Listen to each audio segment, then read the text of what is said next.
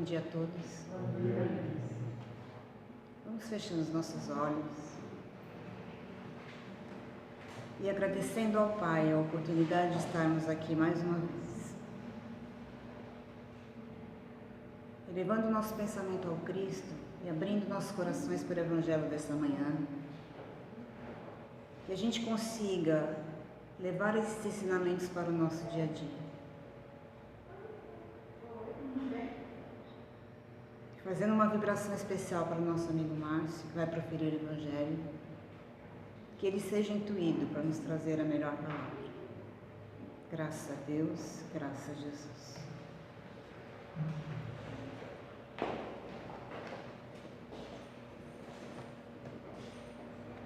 Bom dia a todos.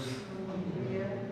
Hoje nós vamos fazer uma continuidade do que nós estabelecemos aqui, né, aos domingos, que é fazer o Evangelho, mas falando especificamente do livro dos Espíritos, né? Então hoje nós vamos estar falando, né, da primeira parte, né, que é o Prolegômenos, e da questão 1 a 9. Primeiro ponto importante, né, que a gente poderia colocar aqui é assim, como a gente já vem falando já, né, desse tema, só recordar, né, o livro dos Espíritos é o pilar central, né, da doutrina dos Espíritos, que a gente chama aí de Espiritismo, né, e ele traz dentro dele, na essência, uma filosofia, né, vamos dizer assim, com bases morais, né. Então, este é o aspecto bem importante que a gente sempre trata. E nada melhor do que a gente trazer o próprio Kardec para falar, né, o que é o Espiritismo e o que estava vindo, né, dentro da doutrina, e a gente vai falar do principal livro, né, que é dividido em 4. Né? Essa é a primeira parte, né, o livro 1, alguns falam. A gente estava falando da parte 3 do livro 3, né? Nós fizemos aquelas, né, as leis morais, e agora estamos voltando aqui no início, vamos iniciar no Prolegômenos. E aí eu vou explicar direitinho do que se trata. Kardec fala o seguinte: o Espiritismo é, ao mesmo tempo, uma ciência de observação e uma doutrina filosófica. Como ciência prática, ele consiste nas relações que se estabelecem entre nós e o Espírito.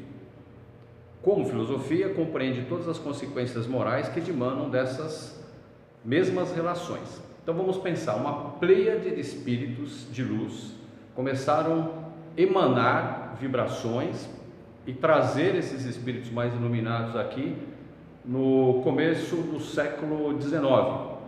E aí várias manifestações aconteceram, né? Começaram lá o que a gente chama, né, do espiritismo moderno, né? Espiritualismo moderno, começou lá nos Estados Unidos, né? Quando começou a ter alguns fenômenos lá das irmãs Fox, né? Eu não vou entrar nesse detalhe, mas todo mundo se lembra, ou seja, teve manifestações lá, tinha um médium lá extremamente importante, que escreveu muita coisa filosófica e já fez um prenúncio de que nós haveríamos de receber da espiritualidade superior um livro, né? Livros, ensinamentos, e se materializou aqui no Livro dos Espíritos, né, com Kardec lá na França. Então isso foi anunciado lá nos Estados Unidos, né, começou-se lá, bem lá atrás, antes com o Swedenborg, já teve, né, várias comunicações, né, no Evangelho e tudo mais, mas aí a gente trazendo para aquele ambiente ali. Aquele ambiente da França era o ambiente mais propício para que o Espiritismo, para a doutrina dos Espíritos se propagar. Por quê? Porque ali já existia estudos, né, que eram desenvolvidos com uma visão espiritualista das ciências naturais. Hoje, infelizmente, as ciências naturais, nós sabemos, ela tem o paradigma materialista. Isso está se rompendo aos poucos, né? Fruto disso, acho que nós estamos aqui, né, estudando né, sobre a questão da espiritualidade, religiosidade e tudo mais. Mas o fato é que esse paradigma ainda compreende as ciências. Houve um retrocesso, né, do século XIX para cá, por forças basicamente políticas e tudo mais, que acharam melhor tirar isso, né, das universidades, mas isso já era ensinado na universidade. Tinha lá a matéria chamada Teodiceia, que a gente já citou em algumas vezes, né? Enfim, aí o que acontece? Por isso que nós procuramos aqui colocar, né, esse breve, né, muito breve aqui, comentário, para que a gente entenda das circunstâncias que nós vivenciávamos ali quando começou a surgir o livro dos Espíritos com Kardec, que vai trazer enormes bases morais para nós, né? Ele vai falar ali de Deus, ele vai falar, né, de Jesus, ele vai falar da consciência, e uma série de coisas que vai permear todo o livro, trazendo um cabedal de ensinamentos. Ele fala, né, que obviamente todos esses ensinamentos eles partiram do efeito para a causa, né? Então houve alguns efeitos, né? As mesas girantes ali e tal, isso já na França, na Europa como um todo, e aí ele foi observar e verificou que ali havia uma inteligência, e aí começou-se dali as conversas, e aí ele viu que tinha muita sabedoria, e aí ele realmente se colocou como um trabalhador, vamos falar assim, um espírito de muita grandeza, né? Que antes de começar a ser aqui o Allan Kardec que nós conhecemos, era pedagogo, era, vamos falar, um poliglota, educador, professor e tantos outros elementos, né? Já tinha trabalhado com a questão do magnetismo, né? Já tinha uma série de elementos muito fortes que traziam nele a pessoa certa para poder desenvolver essa obra. E aí, a partir daí, ele começa a desenvolver. E esse desenvolvimento, nas primeiras perguntas, para vocês terem uma ideia, né, e o início do trabalho todo, não teve nem aquele contato direto, né, passando pela mão do médium. Na verdade, era uma imposição das mãos, várias pessoas na mesa, e tinha lá uma cestinha que girava e dali saíam as respostas. Por quê? Porque a espiritualidade queria mostrar que aqueles fenômenos lá das batidas também poderia ser reproduzido ali, né, em forma de escrita, e isso aconteceu de fato. E aí trouxe mais credibilidade para ele, que era uma espécie de vamos falar assim, um estudioso, um cientista, que queria de fato questionar se aquilo realmente era, né, realmente uma obra, né, de cunho moral elevado, como ele era, ele, a esposa e tudo mais. Então ele percebeu que era, e aí ele desenvolveu. E aí entramos nos prolegômenos, que nada mais é do que um prefácio, vamos falar assim, vamos chamar aqui, um resumo do livro, do que se previa que ia ser desenvolvido ali dentro. E tem muita coisa boa nos prolegômenos, por isso que essa introdução eu fiz bem brevemente, só para a gente poder se situar, e já vamos falar aqui do prolegômenos. E vou ler um pedacinho aqui. Kardec começa a escrever o seguinte, Kardec escrevendo, né, vou falar, na verdade quem escreveu foram os médios, só para deixar claro, ele se organizou, né, e os médios receberam através desse mecanismo que eu comentei com vocês. Aí depois sim passou-se a escrever diretamente pelo médium. Aí ele fazia o duplo cérebro, que a gente fala, que também cientificamente naquela época funcionava. Ele mandava perguntas para todos os lugares do mundo, né, vários médios no mundo, e recebia as respostas. Se as respostas fossem consistentes, coerentes e tivesse vamos falar assim, uma fusão ali de ideias, e não iguais, mas muito próximas, ele colocava no livro. Então, hoje não daria porque tem o WhatsApp, né? O médico podia conhecer o outro, naquela época não tinha, né? Então, ele teve essa vantagem de fazer com bases, né, científica, com uma metodologia muito coerente, né? Todo mundo sempre cita isso, é bom. Bom, então começamos a ler aqui para a gente poder ir na parte que interessa realmente aqui da parte dos prolegômenos. A razão diz que um efeito inteligente há de ter causa a uma força inteligente, e os fatos hão provado que essa força é capaz de entrar em comunicação com os homens por meio de sinais materiais. Essa história da gente observar, né, um efeito e achar causa, isso é feito na ciência ao longo de toda a trajetória humana. A gente até pode falar do Big Bang, ninguém viu o Big Bang, né? A gente observou o efeito do Big Bang. Aí observa-se alguns elementos em vários locais, né, geologicamente totalmente distantes, astronomicamente distantes, e tem as mesmas características, e todo mundo parte aí do princípio de que tudo surgiu lá de uma expansão, né, simultânea, porque senão não teria aqueles elementos em vários lugares. Então isso é uma coisa, vamos falar assim, da própria ciência, né? Então ele observou um fato, né, e da observação ele foi ver qual era a causa, tá? Isso é ciência.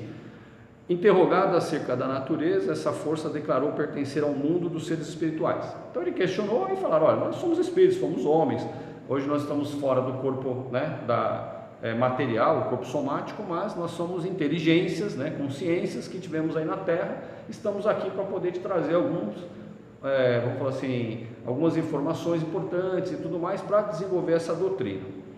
Aí ele coloca assim, estão na ordem natural das coisas e não constituem fato sobrenatural. Outra coisa que a gente tem que observar é que o fato da gente ter espírito não é sobrenatural. Deus criou todas as leis, né? Criou todo o cosmos e nos criou. Então existe Deus, espírito e matéria. Nós somos o que? A junção, né, do espírito e da matéria. Então não tem nada sobrenatural. Quando a gente sair da matéria, nosso espírito permanece. Nós vamos no mundo espiritual. Deus criou as leis que regem tanto, né, as leis físicas, do lado de cá as leis espirituais. Nós estamos aqui no híbrido, né? Nós somos espíritos que estamos na matéria. Então por isso que a gente, né, envelhece, por isso que a gente o corpo vai se desintegrar, né? Não vamos dizer que a gente vai morrer, né? Porque não morre, na verdade a gente vai sair desse corpo, vamos para o plano espiritual e nosso corpo vai se reintegrar à matéria, como a gente quando, né, corta uma árvore lá, a seiva não está circulando mais, e o que acontece? Ela vai para a terra e vai virar humus, ela vai se reintegrar, ela não morre, né? Todas as moléculas, tudo sempre está em movimento. Como, né, a gente já na filosofia já se fala isso há muito tempo, né? Tudo se move, né? Aristóteles, né, que era um cara extremamente racional, empírico, mas usava muito raciocínio para tudo, ele falava, né, que tudo está em movimento. Tanto que ele falava, né, Deus é o motor que move, né, é o imovível que move. Quer dizer, ele usava todas essas referências, né, para mostrar que tudo está em movimento e esse movimento é uma força, né, que fazia com que isso ocorresse. Aí vem, os Espíritos anunciaram que chegaram os tempos marcados para a providência e para a manifestação universal. O que acontece? Ali, naquele momento, era um momento mais propício. Antes, nós teríamos muita resistência por conta da igreja, né, que era muito dura, mandou muita gente para a Inquisição, a gente sabe disso. Anteriormente, o homem não tinha cultura e conhecimento suficiente, a filosofia não permeava a todos. Então, foi no momento que, psicologicamente, vamos dizer assim, Kardec fala, né, que estava preparado para que a gente pudesse receber todas essas informações. Então, tudo foi feito planejado. Né? E tudo começou-se a ser permeado pelo mundo, não foi só ali na França, mas em vários lugares, né? Este livro é um repositório de ensinos, então, ou seja, eles querem nos ensinar muita coisa a resgatar, porque nós não conhecemos tudo, muita coisa que está aqui é filosófico já. Se a gente lê filosofia lá, desde a época, né, não só Jesus, mas todos aqueles profetas e também os pais da igreja, né, e também outros filósofos não diretamente ligados à igreja, mas muitos que acreditavam em Deus e tudo mais, a gente ia ter muito desses ensinamentos. Mas aqui ele traz ensinamentos adicionais, porque ele está falando sobre a ótica de quem está lá do outro lado. Quando a gente atravessa o rio, nós somos um novo homem, não é? Que é feito, né, assim, essa é um dito, né, vou falar árabe, né? Então, quando a gente atravessa, a gente é um outro homem. Imagina a gente fazer uma incursão pelo plano espiritual e de lá emanar para cá. Então, a gente realmente é muito mais do que nós estamos aqui na matéria podemos perceber. Então, lá tem uma expansão de consciência muito maior, né? Tem a percepção daqui e a percepção de lá. Então, veio de lá para cá, então, obviamente, que veio com mais conhecimento, veio com mais abrangente. Aí vem a parte que eu acho que até comentei com a Sheila, assim, que eu acho que é a parte muito importante, gente, porque quando a gente fala que isso aqui é com base moral, é a base do Cristo, olha o que está aqui: ocupa-te cheio de zelo e perseverança no trabalho que empreendesses com o nosso concurso, ou seja, sempre com o apoio deles, orientação deles, pois o trabalho é nosso, ou seja, a espiritualidade está dizendo para o Kardec, esse trabalho é nosso, assim como o Chico falava, não sou eu, quem fez foi, né, os espíritos, eu só sou aqui a mulinha. É nesse contexto. Nele pusemos as bases do novo edifício que se eleva e que um dia há de reunir todos os homens no mesmo sentido de amor e caridade.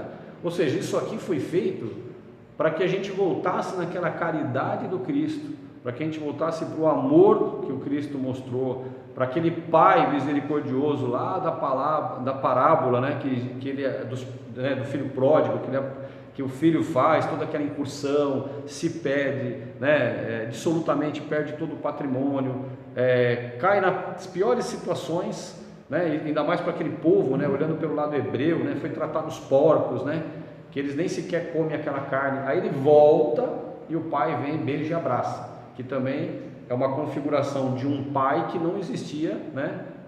Não era nada, né, ligado aos hebreus abraçar, beijar, pai correr, ainda mais um pai que se caracterizava, né, como ali o grande, né, ancião dali, aquele cara que, né, era o dono ali daquela propriedade e tudo mais. Então, mostrando novamente, né, nos reconectando a esse pai amoroso, criador e tudo mais. E a caridade sempre, né, na linha da benevolência, ou seja, fazer bem para todos, a indulgência, né, e o perdão de todas as ofensas. Aí depois, um pouquinho mais para baixo, ele fala: porás no cabeçalho uma cepa de uva. Aí eu vou explicar, não dá para ler, que é um texto um pouquinho maior, e o convite, né, para que todos leiam, né, o Prolegômenos, e leiam as perguntas e respostas, vai ficar muito mais interessante. Aí é legal ler o Livro dos Espíritos e a gente fazer a reflexão, tá? A gente poder pergunta, resposta, e depois a gente pensar um pouco, porque tem muita coisa filosófica, mas quando a gente vai ver, tem uma profundidade muito grande. Então o que acontece? Ele pede para o galho da cepa é o nosso corpo físico, a seiva é o nosso espírito, e o bago da uva, ou seja, o cacho da uva, somos nós encarnados, é o espírito encarnado. Então vamos pensar o seguinte: é a alma, né? O espírito encarnado é a alma. Então, se a gente corta o galho, não tem seiva, o que acontece? O galho vai de novo, não morre, né? Se transforma em humus lá, vai se reintegrar, a uva não vai crescer. Então o que acontece? A uva, que somos nós, a alma, né, que é o espírito encarnado, ela é doce, ela traz, né, toda aquela coisa boa e tudo mais. Ele é o fruto do que? Da união entre espírito e matéria. A lei que rege o espírito e a lei que rege a matéria nos une, e aí a gente tem, né, o que. Então eles colocaram essa representação. Aliás, é muito bonita, não sei se dá para vocês verem daí, mas só para, acho que não, né, muito pequenininha, né, mas aqui só para vocês darem uma olhada, não é nessa cor, é uma cor mais cinza aqui, é igualzinha, só que tá colorida, né, eu peguei aqui um colorido pra gente, mas no livro original, nossa, obrigado por ter lembrado aqui. No livro original ele está, né, numa cor que foi feita pelo médium, né? Exatamente isso. Então o galho, parte física, a seiva que nutre todo, né, o contexto da planta, o espírito, a uva, né, que é, vamos falar assim, o fruto, eles chamam de bago aqui, né? Por causa das várias, né, várias uvas que você tem no cacho. Aí isso a gente, aí eles denominaram aí da nossa alma, e eles pedem para que isso seja colocado. E um outro ponto aqui que eu acho que é importante a gente só ressaltar, para depois já ir para perguntas e respostas do livro, é que ele pede aqui para o seguinte, para a gente buscar a essência, não ficar preocupado com a forma, né? A essência das informações, a essência do que é colocado, né? Para a gente não ficar discutindo, né, coisas, por exemplo, que não vão ser importantes, porque muitas doutrinas, quando nascem, o pessoal fica muito preocupado com a forma. Mas a forma, né? Então aqui ele pede isso, e a gente vai entender o porquê, porque vai ter muitas perguntas e respostas que serão importantes para que a gente possa refletir sobre isso, mas vamos se preocupar com a essência daquilo que é ensinado, né? Então a essência aqui é o amor, a caridade, são informações que vêm do alto, né? Então essa pleiade de espíritos que ajudaram o Kardec foi realmente, olha, um espírito gigante, né, de escrever. Se você lê os textos dele, quando a gente lê, a gente vê a didática dele. Por que escolheram ele? Porque ele é um cara extremamente capaz e didático. Você vê um texto dele, você não fica uma dúvida. Não é mais, não é menos, é no tempo certo, é na quantidade certa, é realmente. E aqui não é aquela coisa de, é uma visão realmente de análise, não né, porque está aqui dentro, porque a gente gosta da doutrina, não é isso, é questão de análise. Você percebe o que está escrito, a quantidade que foi colocada, os comentários são profundos, porém no tempo e no tamanho certo, né, com a ótica correta da visão, né, de um ser realmente de um espírito de muita grandeza. E aí a gente sempre fala, aqui é aquela questão, um livro de perguntas e respostas, a chave é o quê? A chave são as perguntas. Se a gente perguntasse, ó, como eu ganho na loteria, né, isso aqui não teria, né, porque eles não iam perder tempo com quem está preocupado como é que a gente ganha na loteria. Então tem que ter perguntas com profundidade. E aí ele começa a fazer essas perguntas. Aí começa assim, né, a parte Deus e o infinito. Que é Deus? Então não é quem, porque não é uma pessoa, não é o que, porque não é algo, é que. Então já começa com a grandeza da pergunta. Eu acho que muita gente já ouviu isso, todos os palestrantes, todos os estudos que eu fiz já no Livro dos Espíritos, fiz vários por sinal, revi alguns, né, para poder fazer as palestras, revi alguns que eu tinha feito muito bons por sinal, foi muito gostoso. E aí o que acontece? Aí vem essa questão, né, da sabedoria da pergunta. Aí a resposta: Deus é a inteligência suprema, causa primária de todas as coisas. Então vamos lá, é bem filosófico, né? Então vamos tentar explanar. O que ele quer dizer? Bom, vamos para causas primárias. Então, é o Criador, tudo emanou dele. Então, tudo que a gente vê que tem inteligência, vamos supor, para nascer um ser humano, né? Vamos falar assim, naquela junção, né? Da Julieta e do Romeu, né? Falar poeticamente aqui. Aí nasce, né? Um ser que se desenvolve, ele cresce, etc. Tal, e depois ele tem uma consciência, ele pensa, ele fala, o que ele se nutre, abastece o organismo, tem, né, tem todo um sistema, né, circulatório, respiratório, ou seja, o ser perfeito teve uma causa. Esse ser é um espírito para nós, né? Nós acreditamos, nós não temos dúvida, nós sabemos que existe Deus, nós sabemos da existência do espírito, nós sabemos, isso é a questão. Já é da nossa, vamos falar, já está na nossa, já permeia o nosso ser. Então o que acontece? Toda essa inteligência, né, e essa causa foi feita por alguém. Se nós temos a nossa consciência, e a nossa consciência que rege o nosso corpo, que comanda, teve alguém que criou essa nossa consciência, nosso espírito. E esse alguém para nós é essa causa primária, que é Deus, que rege tanto, né, as leis do espírito como as leis, vamos dizer assim, da matéria. E isso para nós é muito claro, né? Como é que seria criado isso, né? Como é que teria o princípio vital, como é que teria o princípio, né? Como é que surgiria o cosmos? Quando a gente olha, né, para a grandeza, né, do universo, a gente começa a ver que precisa ter muita inteligência. E aí já falando dessa outra parte, né, que é a inteligência suprema, ou seja, tudo que a gente vê que é muito inteligente, um grãozinho, né, um grãozinho lá que é uma sementinha de uma árvore que vai nascer, vai gerar uma árvore maravilhosa, vai dar frutos. Aquela inteligência ali antes teve uma causa, teve uma outra inteligência que propiciou para que ela existisse.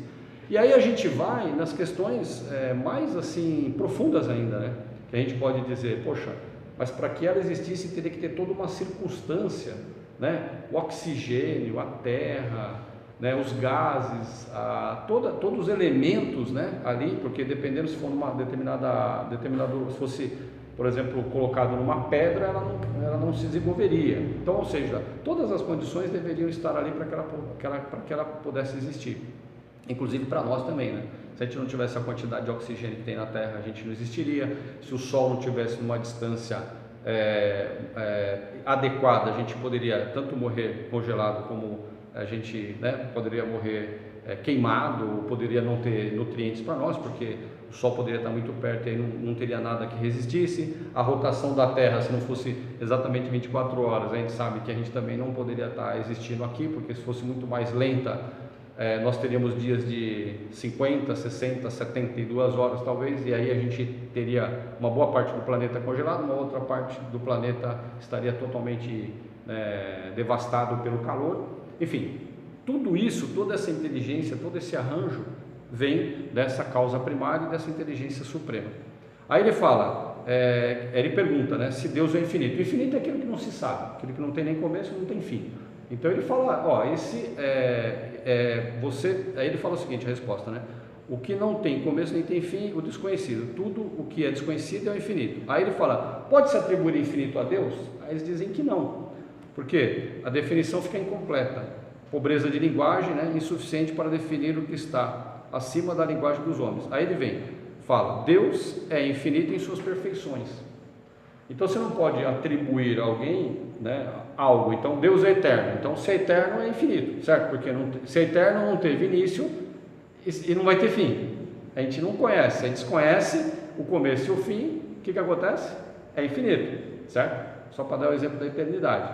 Se a eternidade a gente não sabe porque vai ser infinita, o que acontece? Você falar que Deus é infinito, esse é apenas um atributo dele. Assim como a gente dizer, né, Deus é amor. É bonito, é poético, mas é só um atributo dele. Ele não é só amor, ele não é só infinito, ele é N outras coisas. Que aí vai ter depois, né, vai estar um pouco mais na próxima, acho que na próxima já chega nele, na próxima palestra. Então, os atributos de Deus. Então a gente vai só focar nessa parte de dizer que a gente não pode, né, por exemplo, ir lá na Capela Sistina, olhar o teto e falar que aquilo é Michelangelo, né? Não é. Na verdade, Michelangelo, algo que tinha nele inspirou para ele escrever aquilo, para ele fazer aquilo, mas não era exatamente ele, né? Veio dele, emanou dele, né? Então é mais ou menos isso. Provas da existência de Deus. Onde se pode encontrar a prova da existência de Deus? Essa eu acho que é bem bacana para nós aqui. Aí ele fala, num axioma que aplicais às vossas ciências, que é um princípio da nossa própria ciência. Não há efeito sem causa. Procurar a causa de tudo que há, tudo que não é do homem, né, vai ser da obra de Deus. Então a nossa razão vai responder isso. Então o que acontece? Tudo que não foi feito pelo homem, por Deus foi feito.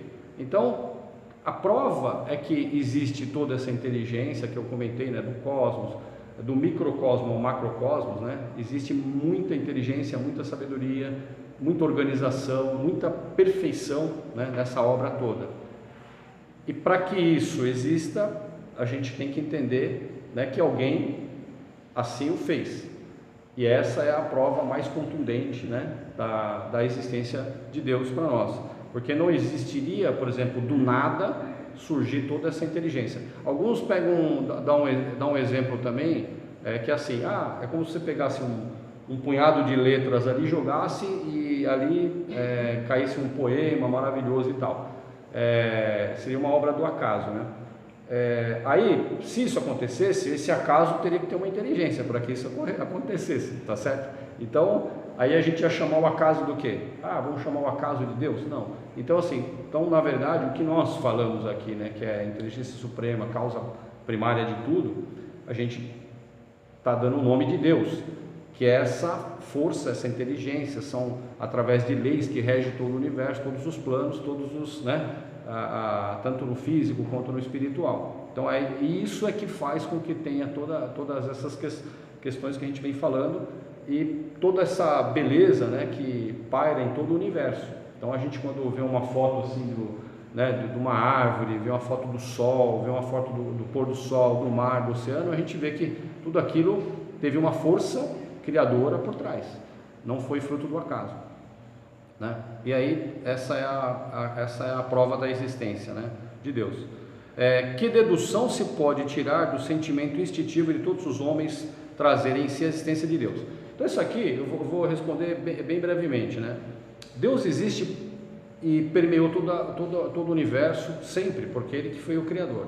E quando as almas, né, os espíritos vieram para cá, nós começamos ali, partimos das savanas africanas ali, ali basicamente surgiu o Homo sapiens sapiens e depois foi, né, permeando todo o nosso globo, né? E aí quando a gente vai, por exemplo, vamos falar aqui de Brasil, quando a gente vai ali na Amazônia, tem vários indígenas ali que já falam de Deus. Aí você fala, poxa, esses caras não tiveram acesso a nenhuma cultura, a nenhum ensinamento, ou seja, é instintivo. Lá eles chamam o seguinte, o grande avô, né? Então, o avô por quê? Olha só a inteligência, né? A inteligência deles, dentro da realidade deles. O avô é o ancião, né? O mais velho, então emana do avô, né, tudo aquilo que eles entendem como criador, o criador para eles. Então é um estudo que foi feito, só para vocês entenderem, tentando trazer e entender dentro de várias culturas no mundo aquilo que mais se aproximava de Deus, né, no entendimento de cada filosofia. Então tem lá, por exemplo, os aborígenes também, eles também têm lá um Deus que eles entendem, né, lá é um Deus mais humano, mais antropomórfico, né, é aquele Deus, né, que é um senhor, tá? Então, e isso também tem na África, tem na Ásia, e tem vários locais de tribos isoladas que não chegou a cultura lá. Então, e aquilo já foi registrado há muitos e muitos anos, né? Tipo, os incas, por exemplo, né? É bem interessante, eles adoravam o Deus Sol, não sei se vocês lembram disso, mas aí o que aconteceu? Vamos falar assim, uma das pessoas lá que era uma espécie de um imperador lá deles, falou, não pode ser o Sol. Sabe por quê? Porque se vem uma nuvem, o Sol desaparece. Então ele não tem um Deus acima dele. Então já colocaram, aí voltaram para um Deus que já tinha na própria cultura deles, que eles não tinham mais reproduzido. E aí o que aconteceu? Voltou-se para aquele da origem, que era como se fosse o Deus criador para eles, para os incas, e assim vai. E aí uma outra questão também é assim, geralmente eles tinham um Deus, né? Quase todos esses povos. Aí o que acontecia? Muitas situações, eles começavam a ter contatos com deuses mais próximos, né? Que era aquela história do politeísmo. Então eles começavam a surgir com os outros deuses mais próximos deles, e aí eles tinham esse contato, e alguns eram até espíritos evocados, né? Por exemplo, o xamanismo, né? Esses outros, por exemplo, nas aldeias, né? Eles faziam aquelas emanações, e aí vinham os espíritos para conversar, vinham os espíritos mais velhos, né? Tem tribos aqui no Brasil até, que eles faziam rituais onde eles falavam que numa determinada noite, num determinado momento, vinham para conversar com a aldeia os espíritos dos mais velhos, né? Que era o quê? Provavelmente aqueles que já tinham, né, estavam lá no plano espiritual e vinha para se comunicar através de algum deles que era um médium, basicamente. Vou tentar dar uma corridinha aqui, já está quase acabando. O sentimento íntimo de que Deus, que temos a existência de Deus, não poderia ser um fruto da educação? Essa que eu já respondi, né? Quer dizer, como nessas regiões mais afastadas não chegou a educação, certamente então não foi fruto disso. Aí vem, poder-se-ia achar nas propriedades íntimas da matéria a causa primária da formação das coisas? Mas então, qual seria a causa dessas propriedades? É bem simples, né?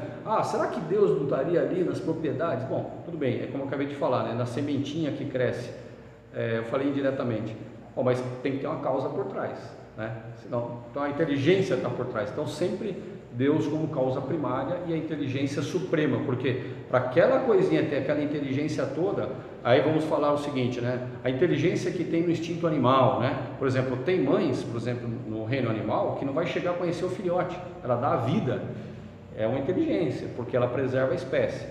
Se ela faz isso, estamos falando das enguias, das vespas e tal, quando ela faz isso, o que acontece? Se ela não tivesse essa inteligência, né, emanada, provavelmente ela ia falar, não vou para lá para morrer, eu vou ficar aqui, não vou ter filhote, só que ia acabar toda a espécie. Então ela se sacrifica, ela não vê nem o filhote, ela morre, e os filhotes vão nascer dos ovos que elas vão ter colocada, e etc, e vão se reproduzir e vão viver. E assim vai acontecer com esse também, né? Eles vão dar vida. Então essa inteligência vem do quê? Vem de algo que transcende a ela, que é essa sabedoria que permeia todo o universo, que vem de Deus. E aqui para encerrar, vou só passar uma última aqui. Em que é que na causa primária se revela uma inteligência suprema e superior a todas as inteligências? Aí essa aqui é bacana. Tens um provérbio que diz, pela obra reconhece o autor. Então aqui, como é que a gente sabe dessa grandeza, dessa supremacia de inteligência, essa perfeição, todos esses atributos que nós vamos aí conhecer de Deus, né?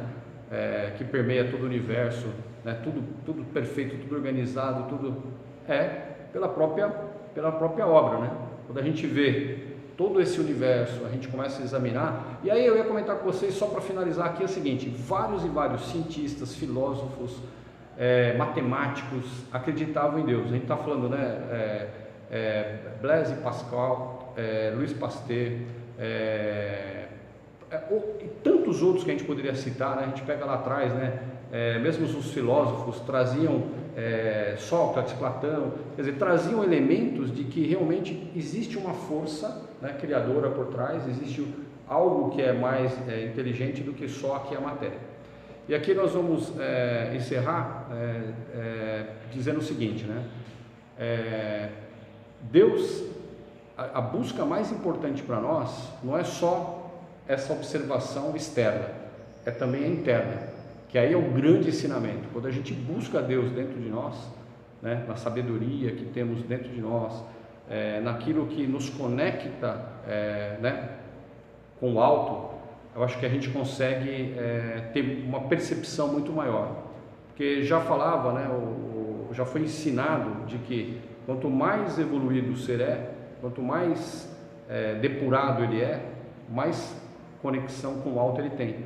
Então, por exemplo, o que Jesus falava, né, falava assim, dessa familiaridade dele com o Pai tão grande, era por causa disso, porque ele já tinha, né, um espírito depurado, né, vamos falar assim, um espírito puro, e essa conexão fica mais próxima. E ele sabia que, como as leis de Deus reinam todo o universo, também reina dentro dele. Então é o Deus imanente, né, e também o transcendente.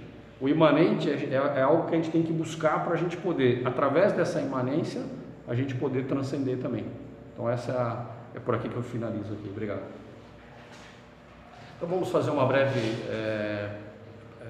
oração, agradecendo a Deus, nosso Pai, Criador de todo o universo, a Jesus, esse Espírito que veio nos dar todos esses ensinamentos, a plena de Espírito que deu o suporte para que Kardec pudesse desenvolver essa obra, e com um sentimento de profunda gratidão, de humildade perante essa obra maravilhosa da criação, que nós possamos aqui, como seres aprendizes, fazer o nosso melhor, procurar nos conectar ao alto e sempre buscarmos o caminho do bem, do amor e da luz. Que Deus abençoe todos nós aqui, todos aqueles que estão nos ouvindo, a todos aqueles seres, nossos familiares, queridos, e que traga saúde, paz e proteção para todos. Graças a Deus.